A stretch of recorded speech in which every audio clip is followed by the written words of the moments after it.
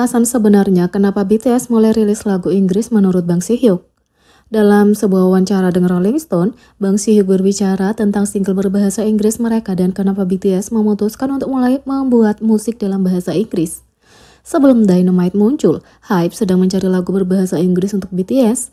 Itu adalah wilayah yang belum dipetakan dalam grup karena mereka tidak pernah merilis lagu asli berbahasa Inggris. Akhirnya mereka menemukan orang yang tepat untuk pekerjaan itu, dua penulis lagu yang berbasis di Inggris, David Stewart dan Jessica Agombar, dan setelah itu muncullah Dynamite. Tapi pertanyaan tetap ada, kenapa Hype ingin mulai memproduksi musik dalam bahasa Inggris untuk BTS? Alasan Bang Si-hyuk mungkin mengejutkanmu. Dynamite lahir sebagai akibat dari pandemi COVID-19. BTS dan Bang Si-hyuk menginginkan lagu yang dapat mengubah suasana hati para penggemar dan menyemangati mereka selama masa-masa sulit ini. Dynamite tidak akan dirilis kalau BTS melakukan tour sesuai jadwal. Proyek itu dipilih untuk mengubah mood sebagai respon terhadap situasi pandemi, kata Bang Si-hyuk. Bang Si-hyuk juga merasa lagu itu akan menyampaikan pesan dan getarannya lebih baik kalau dalam bahasa Inggris, bahasa yang mudah diakses oleh penggemar di seluruh dunia. Kupikir itu cocok dengan BTS dan getaran trendy lagu itu akan lebih baik diekspresikan jika dinyanyikan dalam bahasa Inggris, kata Bang Si-hyuk. Melalui single berbahasa Inggris kedua mereka, Butter, mereka ingin melanjutkan dengan semangat yang optimis. Seperti Dynamite yang ringan, Butter tidak punya pesan yang berat. Ini adalah perayaan dance pop yang murni dan angkuh dalam gaya retro Bruno Mars, dengan lapisan synth gaya Jam dan Lewis yang dibandingkan dengan halus seperti mentega dan punya cahaya superstar, kata Rolling Stone.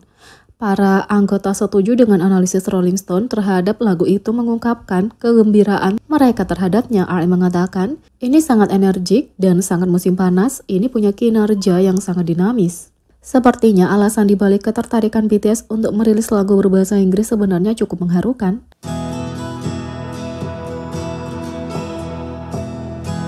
Yang kedua, 7 kali penggemar bisa melihat wallpaper BTS. Banyak penggemar memasang foto BTS sebagai wallpaper mereka, tapi apa yang ada di perangkat BTS? Inilah 7 kali BTS mengungkap wallpaper mereka. Yang pertama, kenapa begitu serius? V, sebuah situs penggemar mendapat lebih dari yang mereka harapkan ketika mereka mengambil foto BTS ini. Kalau kamu melihat lebih dekat, kamu dapat melihat wallpaper Jungkook. Ini adalah foto V yang menyalurkan Joker di dalamnya.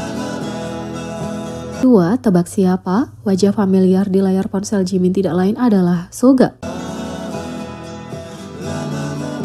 3. Saat Jungkook membawa cinta diri ke level berikutnya. Saat menonton vlog video Jungkook, ARMY yang bermata elang memperhatikan bahwa Jungkook memasang selfie-nya sendiri menjadi layar kuncinya.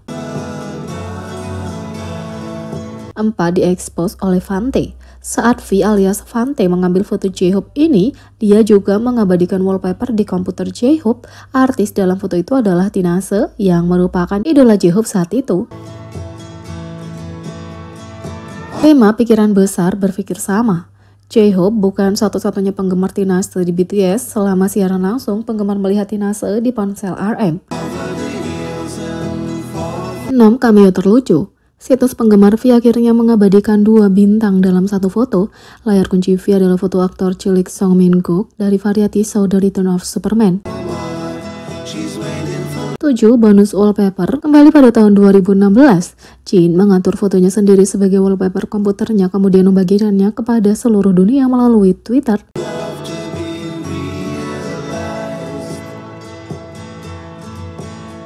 Yang kedua, ingat saat Jimin BTS melakukan showdown melawan BWF-nya, Taemin SHINee? Dalam sebuah video untuk IDDP One Decade, Taemin SHINee mencari di internet dan bereaksi terhadap berbagai momen sepanjang karirnya. Salah satu momen penting yang dikunjungi kembali oleh Taemin adalah panggung dance KBS Song Festival 2016 bersama Jimin. Kembali pada tahun 2016, Taemin SHINee dan Jimin BTS menciptakan salah satu kolaborasi tarian paling legendaris yang pernah ada. Keduanya jelas rajin menari dan panggungnya benar-benar sempurna. Taemin memulai kembali dan menarikan lagunya All About You, dengan Jimin masuk setelah membawakan lagunya Lie. Keduanya kemudian menghiasi panggung dengan penampilan showdown yang terlalu luar biasa. Begitu Taemin menemukan penampilan ini, dia tidak bisa tidak memuji Jimin. Ya, kami tampil bersama. Dia bukan hanya teman yang baik, tapi juga kolega yang baik, kata Taemin.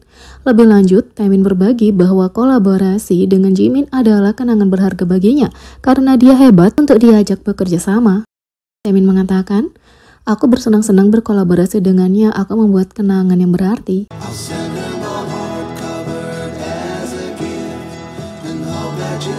Sementara itu, kisah penata rambut selebriti tentang bekerja dengan BTS membuktikan bahwa mereka benar-benar memulai dari bawah. Salah satu dari banyak alasan kenapa BTS punya basis penggemar setia adalah awal mula mereka yang sederhana. ARMY yang berada di sana untuk menyaksikan pertumbuhan mereka sebagai artis sering dibuat bingung dengan seberapa jauh yang telah mereka capai berdasarkan kerja keras. Orang-orang yang bekerja dengan mereka selama tahun-tahun awal mereka juga menjamin semangat mereka yang tak tertandingi. Salah satu kolega BTS itu adalah Park Myeju, CEO salon kecantikan Seoul yang populer Beat and Boot. Salon ini terkenal di kalangan K-pop dan K-drama karena klien yang terkenal termasuk nama-nama seperti BTS, Twice, LE SSERAFIM, NCT 127, Somi, Kai EXO, Park Bo-gum, Lee Jae-hoon, dan Seohyun SNSD. Tapi banyak orang mungkin tidak tahu bahwa Park telah bekerja sebagai pekerja lepas sebelum memulai salonnya sendiri, dan BTS adalah salah satu klien awalnya. Park punya saluran YouTube sendiri di mana dia berbagi kiat tentang tata rambut dan kisah bekerja dengan selebritas. Dalam salah satu videonya, Park sedang mengecat rambut klien ketika dia mengatakan bahwa proses itu mengingatkannya pada hari-hari awalnya bersama BTS. Dia mulai bekerja dengan grup selama album kedua mereka. Park ingat bahwa leader grup RM seharusnya memutihkan rambutnya untuk comeback, tapi rambutnya diwarnai hitam pada saat itu yang membuat pemutih sulit menghilangkan warnanya. Park kemudian mengungkapkan hal yang mengejutkan bahwa dia harus memutihkan rambut RM 8 kali dalam satu hari untuk mendapatkan hasil yang diinginkan. Syukurlah kulit kepala sang rapper cukup kuat untuk menahan semuanya, dan Park juga memastikan untuk menggunakan metode yang akan menyebabkan kerusakan paling sedikit. Tapi ini bahkan bukan bagian yang mengejutkan dari kisahnya. Park berbagi bahwa karena dia adalah seorang pekerja lepas, dia hanya membawa produk pewarna bersamanya. Karena dia tidak punya akses ke toko, dia harus melakukan pekerjaan mewarnai di kamar mandi umum. Itu bahkan tidak punya wastafel, dan dia harus puas dengan selang. Kamar mandi juga tidak punya air panas. Dia ingat saat itu pada hari yang sangat dingin di bulan Januari dan RM tahan mencuci rambutnya 8 hingga 9 kali dengan air dingin. Suhunya sangat rendah hingga staf yang membantunya juga merasa sangat kedinginan. RM juga meninggalkan kamar mandi sambil berteriak setiap kali dia mandi. Tapi karena dia harus syuting keesokan harinya, dia menjalani proses yang berlangsung sekitar jam 5 sore sampai jam 3 sampai 4 pagi keesokan harinya. Park kemudian berkata bahwa dia dan anggota BTS masih berbicara tentang tahun-tahun perjuangan mereka dan mengingat kembali kesulitan yang telah mereka alami. Dia tidak mengharapkan apapun selain kesuksesan yang lebih besar. Jadi bagaimana menurut kalian tentang ini? Beri komentar di bawah, klik subscribe, like, share, dan klik lonceng. Sekian video kali ini, sampai jumpa lagi.